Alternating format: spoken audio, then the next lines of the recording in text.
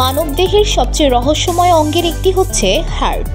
এতদিন ধরে বিজ্ঞান আমাদের শিখিয়েছে হার্ট মস্তিষ্কের কমান্ড মেনেই কাজ করে, কিন্তু বিজ্ঞানীরা তাদের সাম্প্রতিকতম এক গবেষণায় দেখতে পেয়েছেন হার্টেও বসানো হয়েছে ক্ষুদ্র একটি ব্রেইন।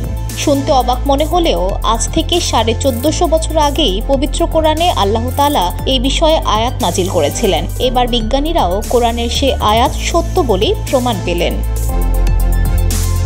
কোরআনের বিভিন্ন আয়াতে আল্লাহ তাআলা হার্টের বর্ণনা দিয়েছেন। হার্টের গুরুত্ব কতখানি তা এসব আয়াতে উঠে এসেছে।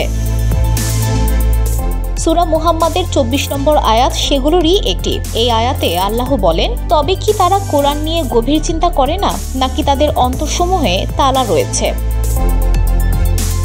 অর্থাৎ এখানে অন্তর বা হার্টের চিন্তার কথা বলা হয়েছে। এভাবে হার্টের বিভিন্ন অবস্থা নিয়েও আল্লাহ কোরআনে আয়াত নাজিল করেছেন। এবার বিজ্ঞানীরাও দেখতে পেয়েছেন হার্টের নিজস্ব চিন্তাধারা রয়েছে। সুইডেনের ক্যারোলিনস্কা ইনস্টিটিউট ও নিউ ইয়র্কের কলম্বিয়া ইউনিভার্সিটির একদল গবেষক এ নিয়ে নতুন গবেষণা চালিয়েছে। তাদের ভাষায় হার্টের একটি নার্ভাস সিস্টেম রয়েছে। এই সিস্টেমের নাম তারা দিয়েছেন ইন্ট্রাকার্ডিয়াক নার্ভাস সিস্টেম। হৃদস্পন্দনের ছন্দ ধরে রাখা ছাড়াও এই ইন্ট্রাকার্ডিয়াক নার্ভাস সিস্টেমের বহু সক্রিয় ভূমিকা খুঁজে পেয়েছেন গবেষকরা। আর এটি মস্তিষ্ক থেকে আসা সংকেতে হৃদস্পন্দন চালিত হওয়ার সেই পুরনো ধারণাকে বদলে দিয়েছে।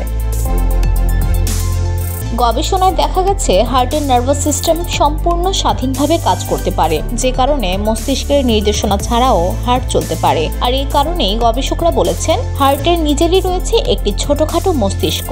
নিজেদের দাবি প্রতিষ্ঠায় জেব্রাফিশ নিয়ে পরীক্ষা করেছেন গবেষকরা। এই মাছ এবং মানুষের হৃদযন্ত্রের গঠন এবং কাজের প্রক্রিয়ায় অদ্ভুত মিল রয়েছে।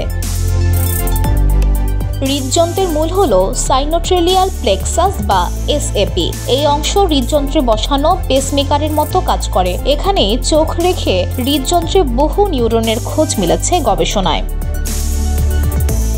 অ্যাসিটাইলকোলিন, গ্লুটামেট ও সেরোটোনিন এমন অনেক নিউরোট্রান্সমিটার দিয়ে একটি নিউরন আরেকটির সঙ্গে যোগাযোগ রক্ষা করে চলে, যে কারণে মস্তিষ্কের বদলে হৃদযন্ত্র নিজেই হৃদস্পন্দন সচল রাখতে পারে।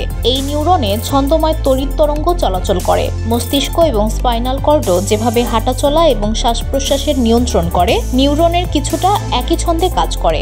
গবেষণায় উঠে আসা এই তথ্য চিকিৎসা ক্ষেত্রের ইতিবাচক ভূমিকা রাখবে বলে মনে করা হয়, বিশেষ করে অ্যারিথমিয়া বা হৃদযন্ত্রের অনিয়মিত ছন্দ এবং যে কোনো কার্ডিয়াক জটিলতায়।